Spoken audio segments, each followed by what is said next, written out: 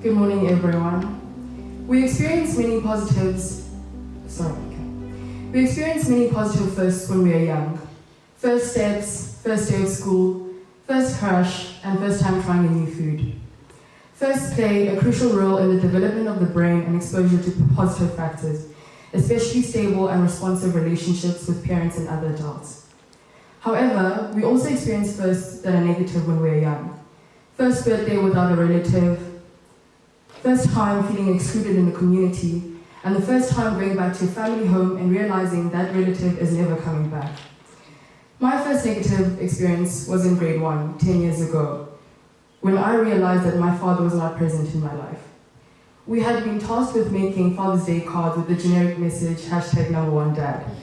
I had planned to give my Father's Day card to my mother, like I always did, as the many other #BestDadEver cards in our sitting room reflected this.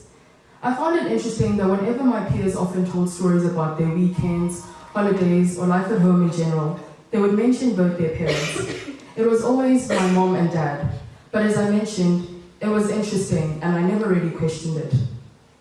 I would only see my father approximately twice a year until it turned into none at all. Whenever he came to see me, he would take my brother, my mother, and I out for dinner, which was a big deal for me because new experiences excited me and going out for dinner was rare. I put him on a pedestal because whenever this man was present, it felt like things would get better, and he would invite my brother along even though we had different fathers. It felt like things were getting better because I felt like I could finally have something to share to my peers about my father and my mom in the same story. Him inviting my brother along when we went out highlighted the intention about being inclusive, which portrayed him as a good person when in reality he was not. Fortunately, he made plans with us that fell on Father's Day, which meant for a change, my mom would not have to be #1dad. But little did I know, it was all too good to be true. We went to church and I got changed after, because we were going out for dinner on Father's Day. He called my mother letting her know he was running late, which was unusual, but the excitement and build-up blindsided me and prevented me from analyzing this incident. I sat in the living room and watched TV to pass time, and would occasionally ask my mother for updates. It was the same, he's almost here, but not specifically stating where. I realized that the news were playing on the TV, which meant it was 7 o'clock, and it was extremely late to still be going out and coming back on time to get ready for school the next morning. But I stayed hopeful nonetheless. I waited and waited and waited. I remember the look on my mother's face when she had to deliver the news to me. She was sad, and her eyes looked like she was so conflicted with the delivery of the news, yet she knew she had to do it. She informed me that he was not answering phone calls and messages, and that he had sent a message stating that he was not able to come now or ever. It broke something in me, but because I was not able to comprehend and deal with such heavy emotions, I simply invalidated my experience and categorized it as another complexity in my life. My mother had some support when it came to raising my brother and I as a single parent. She had my aunts, her sister, and her cousin, as well as my neighbors step up and play significant roles in my life. This was our community and my first experience of community, knowing that they're selfless individuals who love unconditionally and will provide genuine relationships that help with the human connection. Umakhulu was an elderly woman who was my neighbor, but soon became my grandmother. My mother was a teacher who taught isiXhosa, needlework, and life orientation, and her pupils loved her whenever I went to work with her. They would always speak to her about many things apart from schoolwork, such as struggles at home or with school, because she had created a space for them to feel vulnerable and safe. She was an excellent teacher when it came to her pupils, but lacked patience when it came to teaching me how to knit. In grade 3, I was in the best class and everyone knew this. Our teacher encouraged exploring different skills and hobbies during class time, but only if we were done with our work. When she introduced knitting, I was excited because my mom loved to knit and she was taught by her mother. When I asked my mother, she was excited and said I should get my stitches ready. So I got to work. I kept doing my stitches and undoing them so that I could perfect my foundation, but I was also getting irritated by repeating basics. Finally, I was able to move on to actually knitting. My mother showed me what I was meant to do, but she expected me to replicate it instantaneously. And I was confused about how she did it, and she was annoyed that she couldn't fathom why I struggled. It's safe to say that my mother asked umakhulu to help. She taught me how to knit by being patient and understanding, and because of that, I've been able to knit ever since. Umakhulu stepping up and choosing to be part of my life and constantly present meant more to me more than anything. Having both of them teach me how to knit allowed me to know what style of teaching I appreciated, and that my mother will not be able to do everything by herself. It put her in a vulnerable position of knowing that someone else could assist me if she asked for help, but it didn't take away from anything in our relationship. Having a community means that you do not have to carry the weight on your shoulders, and that experience reflected this. Being raised in a community which consisted of people from different backgrounds instilled a mindset of being perceptive. Many moral values such as honesty, humility, and respect were taught to me, and they went a long way in making me a better person and my impact on those around me. I value honesty because it allows me to understand it allows people to understand me better as I share how I feel, and it creates trust within my relationships. Humility means that I know my self-worth. As a result, I do not feel the need to cast myself before others just to show them how much I know. Respect means I accept somebody for who they are, even when they're different from me or I do not agree with them. The relevance and importance of being perceptive was one of the things I learned from being raised by a single parent. I understood what factors made up my background because of the awareness that my mother instilled in me. I knew that I came from a family that could afford necessities and the occasional pleasantries, and this taught me how to prioritize what matters most in life, be it clothing or food, as well as appreciate things in my life. I understood that my family was complex because my brother and I had different fathers who both were not present, yet we never let that define us. I learned how to earn that unapologetically because through these adversities, I became who I am. I went to a primary school in Mthatha, which was a public school and the best primary school in Mthatha. It was not racially diverse, but it was diverse in terms of our experiences. It was mostly pupils coming from families in the middle working class, but not limited to the high working class.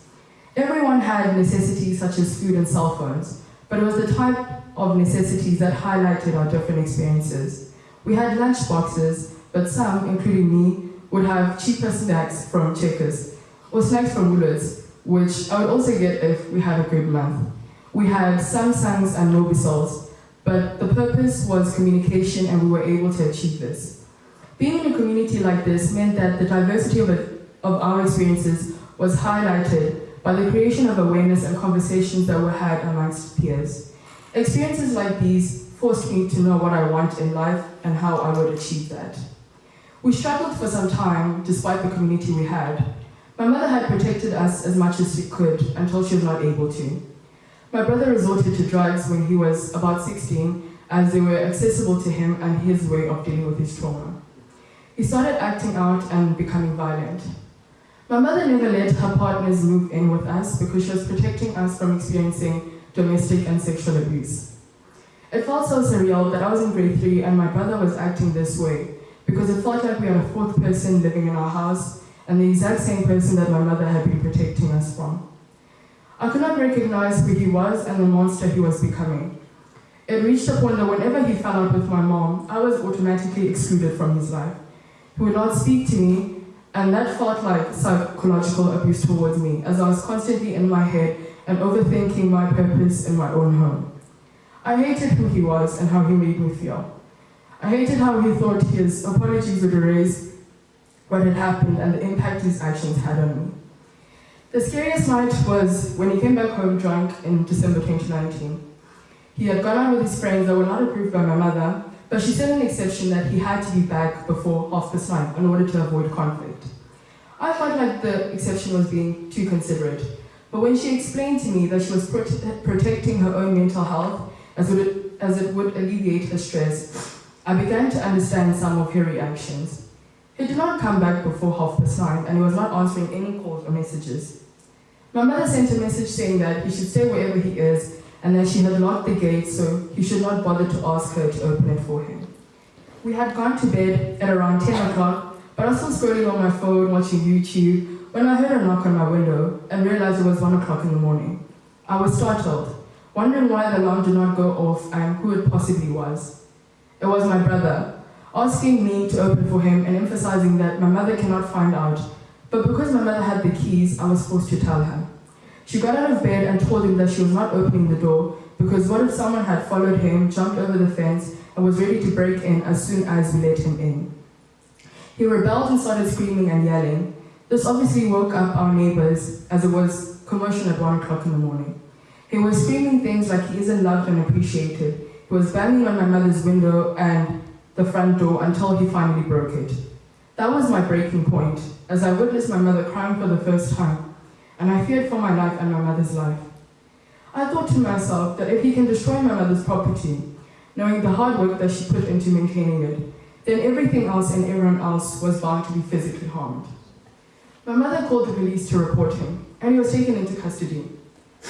He was in disbelief that my mother was not scared of him and could take action against him and his abuse. He used this time to reflect on his actions. He was not let off easily. When he apologized, my mother asked why, so that he could understand his actions and the impact they had on us. And when he promised to change, my mother asked what he was going to do and how he would hold himself accountable for his actions. He went on to study in Durban and got an internship. There are times where he relapses, but he catches himself, and us as his community hold him accountable for his promises and action. Often people say trauma makes you stronger, but my trauma broke me. It made me emotionally numb and lose myself. I lost myself because I chose to pretend that I was okay and unaffected.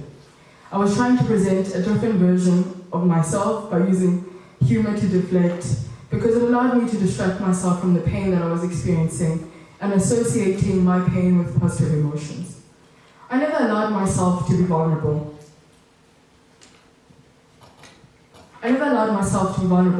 Because I felt like it was a weakness and that I could not trust myself to be myself again.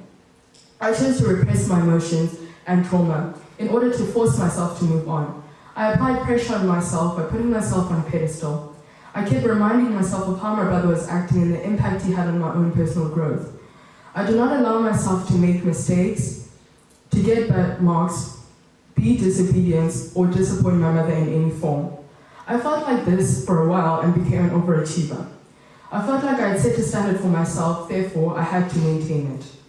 I had a conversation with my mother where I told her how I was feeling, and she consoled me and emphasized that she's not trying to live vicariously through me, that she's not encouraging the pressure that I put on myself, and that she wants me to enjoy the rest of my childhood to the best of my ability. By consistently reinforcing this message, she broke down the guard I had placed, and I became open to the possibility of being vulnerable. This meant that I always shared how I felt, and I shared my experiences with my closest friends and sometimes friends to create safe spaces and build trust in our relationship. Acknowledging that I have got a community that is there for me, stands up for me, and supports me. I applied to a scholarship foundation in grade 6, 2018, went through the various tests and got accepted in May 2019. They pay for everything, down to the toothpaste that I use, and this helped with the stress that I used to have relating to finances. They help you find a psychologist and pay for your consultations, as well as transportation. They check up on you by having offices in different regions and building relationships with them. I was placed into a private school, which was a huge shift from my public primary school. I got to see the theoretical way we view the world in private schools to the way I saw them in action in public schools, which was a culture shock. As it is a predominantly white school, I got to experience racism in the form of microaggressions at first hand, which was a bit appalling because it was blatant racism. This reminded me about being perceptive, and that as much as I was offended, it could be due to the lack of education that the offender has, but it is also not to invalidate my experience and my feelings. The school created a community that catered for possible discrimination by creating a space that allowed students to report, conversate, and reflect about their experiences. This allowed me to speak up about it in forums and with my friends, since the intention of the microaggressions were to make me feel inferior and isolated. This created and appreciated vulnerability when it came to sharing experiences where people were discriminated against. This community represents the beauty of vulnerability and the impact it has, because when you share your story, you unknowingly let someone know that they are not alone, and that by acknowledging that you've offended someone, you are vulnerable as you are open to judgment, but you do not let that cloud you. This was a bit difficult to navigate at first, but after some time, I felt like I truly belonged. Because if I was not part of my school, I would not have truly known I belong, because I would have never felt like I do not belong. Consequently, through my life's experiences, I have learned that vulnerability is a strength. Experiencing community and the impact they have in you is exceptionally important and builds your character. Being gentle, understanding, and receptive to new ideas, people, and concepts is a radical decision that enables you to place a high value on interpersonal relationships, work as a community to partner with others, and take responsibility for our success and the path that leads there. Thank you.